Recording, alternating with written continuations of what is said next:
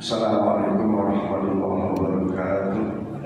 Ya Rabbi bil Mustafa balil maqasidana waghfir lana ma mada ya wasi'al karami. Ya Rabbi bil Mustafa balil maqasidana waghfir lana ma mada ya wasi'al karami. Bismillahirrahmanirrahim. Alhamdulillahirabbil alamin wa bihi nasta'in ala umuri dunya waddin. Wassalatu wassalamu ala asyrofil anbiya'i wal mursalin sayyidina wa habibina wa syafi'ina wa maulana Muhammadin sallallahu alaihi wasallam ajma'in. Qala Allah ta'ala subhanaka la ilma lana illa ma 'allamtana innaka antal alimul hakim. Rabbi shrah li wa yassir li amri wahlul 'uqdatam min lisani yafqahu qawli. Qala al-musannif rahimahullahu ta'ala bihi wa nafa'ana bihi wa bi ulumihi fid dharaini amin. Hadirin para sekalian yang insyaallah senantiasa dirahmati dan diridhoi Allah, alhamdulillah kita selalu dalam keadaan sehat walafiat dan dapat melaksanakan kewajiban kita sholat tahajud dan berjamaah dilanjutkan ba'da tahajud dan mengikuti taklim ini. Mudah-mudahan berbagai amaliyah kita baik yang wajib maupun yang sunnah senantiasa diterima oleh Allah Subhanahu wa ta'ala dan menjadikan beratnya timbangan amal kebaikan kita. Mudah-mudahan semuanya mendapatkan rahmat dan ridhonya. Kalau nanti sudah waktunya tiba kita mengakhirinya dengan husnul khatimah dan mendapat syafaat dari Rasulullah Muhammad sallallahu alaihi wasallam. Para jamaah sekalian, melanjutkan dari kitab li hurmati ummati Muhammadin sallallahu alaihi wasallam wa li syarafi ummati sallallahu alaihi wasallam adalah tentang keutamaan menjadi ahli zakat. Ya, menjadi ahli zakat. Kita melaksanakannya setiap tahun, khususnya di bulan suci Ramadan, kita membentuk badan amil zakat. Tentu pekerjaan ini pekerjaan yang mulia, di sisi lain mendapatkan keutamaan-keutamaan, ganjaran-ganjaran dari Allah Subhanahu wa Ta'ala yang sangat besar. Hanya prakteknya yang kita lakukan selama ini, wabil khusus di Masjid Darussalam, agak berbeda dengan yang dimaksud dengan amil zakat yang berdasarkan sabda Rasulullah Muhammad sallallahu alaihi wasallam.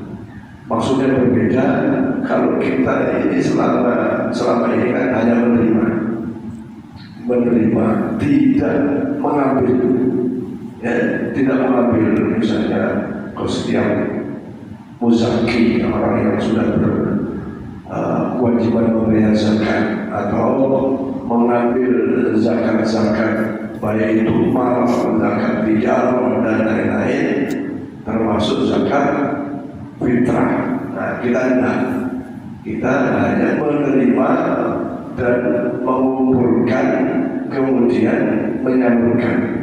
Dari zaman Nabi, prakteknya adalah ambil zakat itu mengambil kepada orang-orang yang sudah diketahui memang sudah berkewajiban zakat. Nah, sehingga karena orang yang menjadi ambil zakat itu bekerja, dalam arti mungkin berjalan ke sana kemari, mengambil dari orang-orang atau dari muzaki, orang yang sudah berkewajiban mengeluarkan zakat, maka ambil ini termasuk kelompok yang mendapatkan menerima zakat. Ya, kita sudah hafal ayatnya. Allah Subhanahu wa Ta'ala berfirman, innamas shadaqatu lil fuqara'i wal masakin wal 'amilina. Orang-orang yang berjalan mengumpulkan zakat dari orang-orang yang berzakat dilakukannya dengan jujur, dengan betul, zakatnya itu diserahkan kepada pemimpin, ya bahasa kita mungkin ketua ambil zakatnya, ya kemudian hasilnya itu dimasukkan ke dalam Baitul Mal, ya Baitul Mal itu rumah harta, namanya Baitul Mal, ya, tempat penyimpanan harta-harta baik itu dari harta rampasan perang atau harta-harta dari zakat.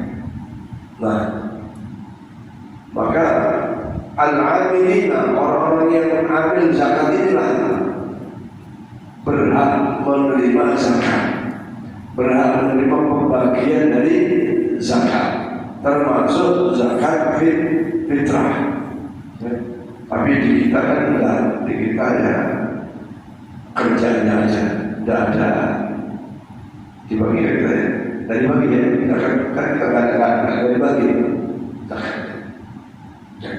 Orang-orang yang bersedia dengan keikhlasannya, dengan jujurnya, dengan adilnya mengumpulkan zakat-zakat dari para zaki, maka di sini Rasulullah sebutkan sebagaimana hadis yang diriwayatkan oleh Imam Ahmad, al-'amil 'ala as-shadaqati bil haqqi li wajhillahi ta'ala kal-ghazi fi sabilillah azza wa jalla hatta yarji'a ila ahlihi. Orang-orang yang mengumpulkan dari zakat-zakat para zaki dengan benar, misalnya kalau di sini, Pak Wahid ambil nanti zakat saya di rumah misalnya, atau Pak Sugianto atau Farhan atau siapa, maka di sini disebutkan kal-ghazi fi sabilillah azza wa jalla hatta yarji'a ila ahliha. Perjalanan dia, seseorang ambil zakat itu, dia mengambil zakat di tempat zaki, kemudian dia balik ke rumahnya, maka itu kal-ghazi, seperti perang di jalan Allah Subhanahu wa ta'ala. Nah, ini gambarnya saya begini. Pengurus masjid mengumumkan setelah menentukan ambil zakat, besok kita kumpul dan memungut zakat-zakat para zaki. Nah, dari rumah kita keluar rumah, kemudian mengumpul di masjid, terus kita sebar mengambil zakat dari beberapa orang yang menyerahkan zakat. Maka dari rumah sampai ke rumah, perjalanannya itu dianggap sebagai jihad fi sabilillah, dan dianggap sebagai kal-ghazi, seperti berperang di jalan Allah Subhanahu wa ta'ala. Satu pahala di antara pahala orang yang jihad fisabilillah, perang itu kalau kebunuh matinya mati syahid, matinya mati syahid, luar biasa. Ya tentu cara apa, tentu harus di sini bilhaq, dengan jujur, dengan benar, lewat ilah ta'ala, karena mengharap Allah, mengharap itu Allah Subhanahu wa ta'ala, tidak mempetik, tidak apa namanya, dapatnya 1 juta, enggak, dia cuma 900.000 kayak gitu. Nah, kalau itu saya tidak termasuknya bilhaq, dengan jujur. Nah, maka begitu besar fadilah pahalanya. Nah, pertanyaannya, seberapa persen memperolehnya dari pembagian zakat itu? Nah, ini di dalam kitab fikih tidak diperinci begitu jelas, tetapi perbandingannya harus lebih besar bagi fakir miskin, ya, harus lebih besar. Artinya fakir miskin lebih besar, bukan amilnya yang besar, bukan. Yang misalnya ada pembagian uang 100 juta, orang miskin dan ambil zakatnya total 100. Nah, bukan berarti terus dibagi rata, miskin 1 juta, ambil 1 juta, tidak begitu. Ya, setidaknya miskinnya umpamanya 1.300.000, ambil zakatnya di bawah nilai yang dibagikan bagi fakir miskin. Kalau amilnya nggak mau, karena amil kan boleh jadi amilnya orang kaya, orang mampu. Walaupun amilnya orang mampu, tetap berhak menerima pembagian zakat. Artinya menjadi hak seorang amil. Nah, karena sudah menjadi hak, kemudian dikasih pembagian dari zakat tadi, ya itu sudah haknya. Mau disedekahkan kembali itu urusan masing-masing seorang amil itu sendiri. Nah, Masya Allah, berarti ganjarannya inilah mengelola. Ya, kita pengurus masjid ini kan diberi amanah mengelola sesuatu yang baik, sesuatu yang manfaat. Boleh menjadi mengelola masjidnya secara fisik maupun non fisik, mengelola berbagai kegiatan-kegiatan masjid, termasuk menjadi amil zakat. Ternyata ini satu investasi akhirat kita, yaitu mendapatkan ganjaran pahala insyaallah subhanahu wa ta'ala. Ada hadis Rasulullah SAW yang sangat luar biasa tentang keutamaan orang yang ambil zakat. Dari hadis yang diriwayatkan oleh Imam Ahmad, bahwa manakala seseorang ambil zakat yang jujur tadi, yang benar menjalankan tugas-tugas amil zakatnya, maka akan dibuka kekayaan bumi dari barat maupun dari timur, ya, itu menjadi bagian dari orang yang melaksanakan zakat dengan benar, dengan penuh ketakwaan kepada Allah Subhanahu wa Ta'ala. Dan para amil zakat yang jujur itu akan dihindarkan dari neraka Allah Subhanahu wa Ta'ala. Para jamaah sekalian, sekedar cerita, saya pernah lihat di Jakarta, di Istiqlal. Jadi mereka ada SK-nya, ada SK sebagai anggota amil zakat, khususnya di bulan Ramadan. Suatu ketika saya tanya, Pak, kok banyak banget ya beras di rumah, berkarung-karung dari Jakarta, Istiqlal di Jakarta, banyak di Bogor, banyak sekali berasnya. Ini bagian dari amil. Kok berkarung-karung? Nah, yang dibagi fakir miskin biasanya kan satu kantong kan. Masya Allah. Itu di antara kita kadang ada yang menselingkuhkan terhadap tugas-tugas sebagai amil zakat. Artinya umat Islam, ya, sebagian umat Islam. Kalau di sini saja ada. Jadi pada jemaah sekalian, ya apalagi ini sudah bulan Rajab, Syaban, Ramadan, pasti nanti akan ditutup amil zakat. Maka mari kita laksanakan tugas dengan sebaik-baiknya supaya dapat ganjaran. Yang pertama, kalau bisa dilihat seperti orang yang sedang berperang di jalan Allah, ya, luar biasa ganjarannya. Kemudian Allah siapkan surga, seakan mendapatkan kekayaan dari ujung barat ujung timur, saking banyaknya, dan dihindarkan daripada azab-azab neraka. Nah, satu hal yang harus kita pahami para jemaah sekalian sebagai amil zakat ini tentang pembagian zakat itu sendiri.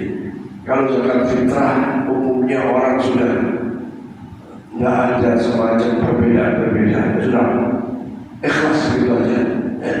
Tapi kalau zakat mal, zakat tijarah, zakat profesi, kadang-kadang itu mereka berpaham, wah lebih baik untuk masjid, ya, lebih baik untuk masjid daripada untuk fakir miskin. Yang lalu kita bertanya kepada Bu Yahya kan di rumah, Bahkan seorang yang sudah wajib zakat, sesungguhnya zakatnya dia diperuntukkan untuk delapan kelompok itu. Kalau ada di lingkungannya, fakir, miskin, amil, gharim, mu'allaf, ya, kemudian sabilillah, ibnu sabil. Apalagi satu lagi, innamas shadaqatu lil fuqara wal masakin wal amilina wa fil riqab. Budak, ya, enggak ada budak, ya. Wa alayhi wal mu'allaf wal gharimin wa bis sabil. Artinya bisa itu orang yang sudah mencari ilmu, kekurangan bekal, maka sudah. Bagaimana kalau zakatnya dikasih masjid, ya, untuk bangun masjid? Nah, ini sebagian, bukan sebagian, ya sebagian besar jumhur ulama itu tidak boleh, ya betul tadi, tidak boleh masjid. Masjid itu tugasnya orang kaya. Masjid itu tugas yang kewajiban seorang muslim dengan infaknya, dengan sedekahnya. Tapi kalau zakat, ya, maka harus ke 8 kelompok ini yang ada. Kalau malah nggak ada, ya berarti nggak ada. Kalau ibnu sabil nggak ada, sabilillah nggak ada. Ya maka yang banyak adalah kepada fakir dan miskin. Al-gharim, orang yang punya utang ada. Ya sebenarnya orang punya utang banyak, malu aja daftarkan gitu, malu. Ya. Tapi kalau ada Pak Ustaz misalnya bertanya, saya ini banyak utang saya untuk kebutuhan 9 pokok, misalnya gitu ya, hari-hari. Tolonglah saya minta bagian zakat dari kelompok gharim. Kalau ada yang minta gitu, boleh nggak? Boleh, ya, boleh. Sama dengan orang fakir itu, yang minta maupun yang tidak minta tetap dikasih. Karena orang fakir juga, ofisa ini ada yang dia minta, as-sa'il minta.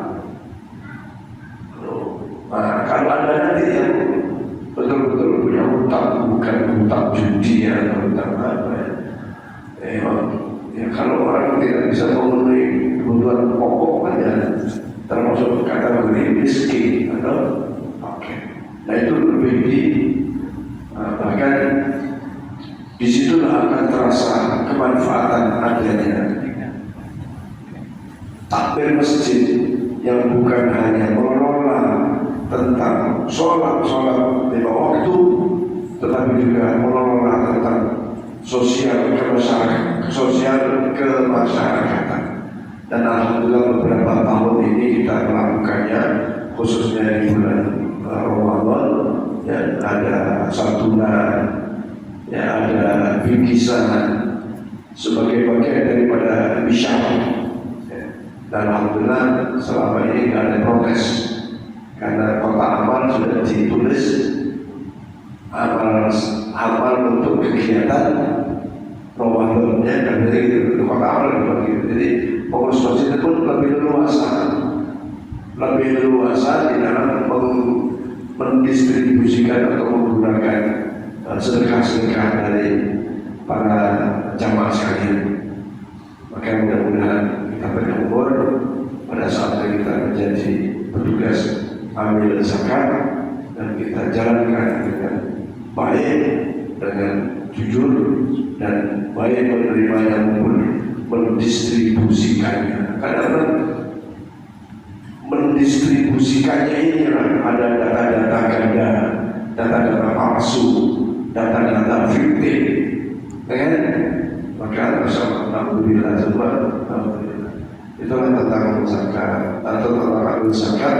Bagi kita sebagai umat Muhammad SAW ternyata punya keutamaan yang sangat besar di sisi Allah Subhanahu Wa Taala, termasuk mendapatkan pahala seperti pahala berapi Allah atau seperti orang yang punya kekayaan yang sangat luar biasa dari arah barat maupun timur dan bahkan dihindarkan dari api neraka. Berikutnya tentang keutamaan sedekah dan kemuliaan orang yang bersedekah. Ya, Masya Allah, itu luar biasa. Maka bersyukur kalau jadi orang kaya itu bisa sedekah, bersyukur. Keutamaan atau kemuliaan yang Allah berikan kepada Umat Muhammad SAW yaitu disyariatkannya sedekah. Yang lalu saya sampaikan ada sedekah yang wajib namanya zakat, tapi ada sedekah yang sunnah yaitu infak dan sedekah. Ya, jadi ada sedekah itu ada yang wajib dan ada yang sunnah. Sedekah yang wajib disebut sebagai zakat, baik zakat fitrah maupun tadi zakat harta, zakat dagangan, ya, zakat profesi, zakat tanaman, zakat ternak dan seterusnya. Ya. Itu sedekah yang wajib. Nah, sedekah yang sunnah yang seperti biasa, infak atau nyumbang atau disebut sedekah yang sendiri. Karena sedekah sunnah ini ya, mempunyai manfaat yang sangat besar dan Allah pun sediakan pahala yang sangat besar, dan diantaranya mempunyai keistimewaan. Di antara keistimewaan orang yang bersedekah atau mengeluarkan zakat, orang akan bertambah umurnya. Ya. Maksudnya tambah umur itu ya sepanjang masa dikenal. Oh, ini masjid dulu kalau bukan zakatnya dari warga Kemangir dikenal, namanya dikenal. Jadi mempunyai masa yang panjang, umurnya panjang, disebut terus. Kemudian Allah akan menghilangkan sifat jahat dari dirinya. Ya. Di antara kejahatan itu adalah pelit. Pelit itu jahat, orang minta, orang lapar, maka kalau dia punya, tidak ngasih, kita seperti orang jahat. Atau sebaliknya ngasih tapi diumpat, dicaci. Ya walau apanya dicaci, harus marah-marah. Jadi menghilangkan akhlak dari perbuatan yang jahat atau perbuatan yang busuk. Kemudian di antara keutamaan orang yang ringan sedekah itu terpelihara dari kemiskinan, ya, terpelihara dari kemiskinan. Walau kita senantiasa berdoa kepada Allah, ya Allah, kita berdoa sering kita baca itu. Allahumma ya Ghani yang Mughni, ya Allah Zat yang Maha Kaya yang memberikan kekayaan. Aghnina, berikan kami, cukupi kami bihalalika, dari hal-hal yang halal dari Engkau, ya, dan haramika, terhindar dari harta-harta yang haram. Allahumma inna a'udzubika minal hammi wal hazan, ya Allah, aku berlindung kepadamu dari sifat keluh kesah, wal ajzi wal kasal, dari sifat lemah dan kasar, malas. Wa na'udzubika min ghalabatid daini, dan aku berlindung pada Allah karena terbelit ghalabatid daini, terbelit hutang. Ada orang terbelit hutang, Masya Allah, ya. Hutang lagi, ya, sebagian bilang masih baguslah hutang, masih dipercaya daripada mencuri. Bahkan ada pendapat ikhtiar terakhir dalam sisi ekonomi yang hutang. Kalau dipercaya, kalau dia nggak punya sakit, mau berobat nggak punya duit, hutang nggak dipercaya, sudah, wah sengsara itu. Gak punya duit, sakit, mau berobat, hutang, gak percaya. Alhamdulillah.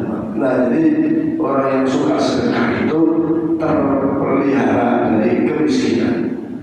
Nah, di sini disebutkan di dalam syarah itu setidaknya hatinya qanaah, merasa cukup dengan yang ada. Orang yang nggak qanaah, walaupun mobilnya 5 merasa kurang. Habis mobil nanti beli helikopter, beli pesawat, itu masih kurang. Masya Allah, kalau kita lihat rumahnya orang-orang kaya itu luar biasa ya. Bahkan punya hanggar sendiri kan, itu pun masih merasa kurang. Apa buktinya? Sudah tua, yang dipikir usaha terus. Ya, sudah umur 70 tahun, hartanya sudah banyak, yang dipikir masih bagaimana? Bikin perusahaan baru, bikin usaha lain. Bukan berpikir bagaimana kuburan saya supaya terang. Ya itulah karena tidak terpelihara hatinya sehingga tidak ada qanaah. Ya. Rasulullah SAW dari hadis yang diriwayatkan oleh Imam Muslim dari Amr bin Auf radhiyallahu anhu, qala Rasulullah SAW, inna shadaqatal muslim tazidu fil umuri wa tamna'u maitata as-suq wa yudhibullahu bihal al-kibra wal faqra wal fahr. Tadi doa itu tadi yang saya ada tambahan ya. Min ghadabatit taini, Allah jauhkan kami dari terbit hutang. Kemudian apa namanya, waqah rijal, dan sekarang itu ada orang punya utang tapi nggak ditagih. Ya. Ada orang punya utang tapi yang utang nggak pernah nagih, ada juga. Tapi ada juga yang tiap hari dikejar rumahnya, tiap hari ditagih. Bahkan sekarang pakai apa namanya itu? Kolektor. Itu malu. Ya. Alhamdulillah saya punya utang tapi nggak ada yang lagi. Ya, dan memang belum punya, jadi belum bayar. Ada. Tapi ada masalah. Kita baca di media itu kan, hutangnya cuma belasan juta, sampai cucunya digajikan, sampai pembunuhan. Masya Allah, naudzubillah. Jadi itu adalah yang punya hutang, padahal Allah Subhanahu wa Ta'ala bahwa orang yang punya hutang wajib bayar pada saat janji sudah tiba. Tapi kalau tidak punya, perintah Allah kepada orang yang memerintah, kasih kesempatan, kasih waktu. Ya, ada Quran yang menjelaskan seperti itu. Ya. Kasih waktu. Bahkan yang terbaik lagi, kalau betul-betul memang yang berhutang itu, ya bukan karakternya, bukan kebiasaannya, memang betul-betul kepepet untuk sebuah kebaikan. Ada utang untuk judi, ada utang untuk judi, ada. Ya. Nipu untuk judi, ada. Nah, kalau orang yang jujur-jujur, yang betul-betul tidak mampu, jalan ketiga adalah mengikhlaskannya. Di antara mengikhlaskannya itu sebagai pembayaran zakat tijarahnya, zakat malnya, zakat dagangannya. Begitu. Itu yang dituntut oleh Rasulullah SAW. Jadi mudah-mudahan di antara kita, kalau toh ada hutang, ya tidak sampai dikejar-kejar kayak gitu. Alhamdulillah.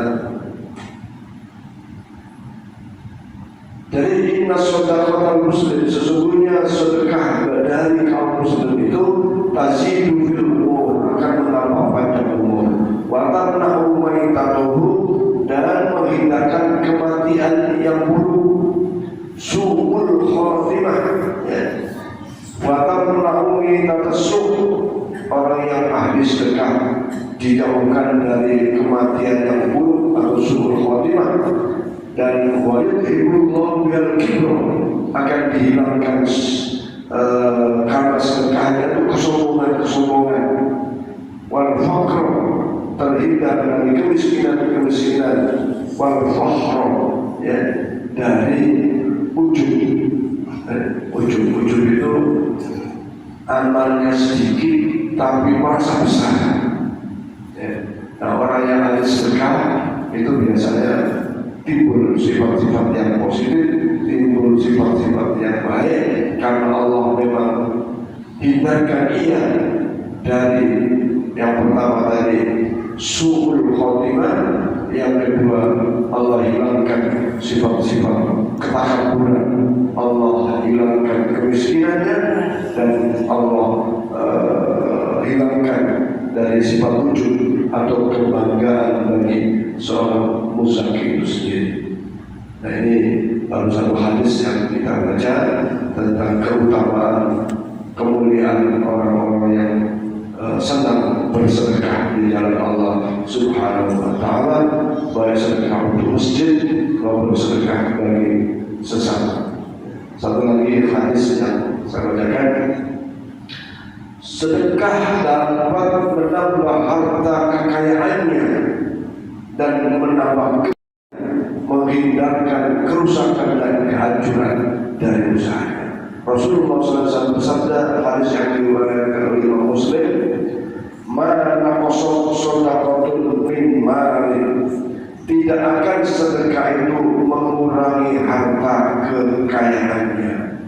Nah, ini maksudnya sabda Rasulullah tersebut adalah meskipun secara hitungan harta kekayaannya itu berkurang karena disedekahkan, kelihatan menurut manusia, tetapi sedekahnya itu diganti dengan keberkahan yang tersembunyi, dan harta kekayaan yang telah disedekahkan itu akan berkurang di dunianya, tetapi akan bertambah banyak ketika ia syakaratul maut dan hidup di alam barzahnya. Maka mana qasad-qasad min malin, ini hadis yang sahih dari Imam Muslim, bahwa sedekah itu tidak akan mengurangi kekayaan atau harta kekayaannya, bahkan sebaliknya akan menambah harta kekayaan, menambah keberkahan dan lain sebagainya.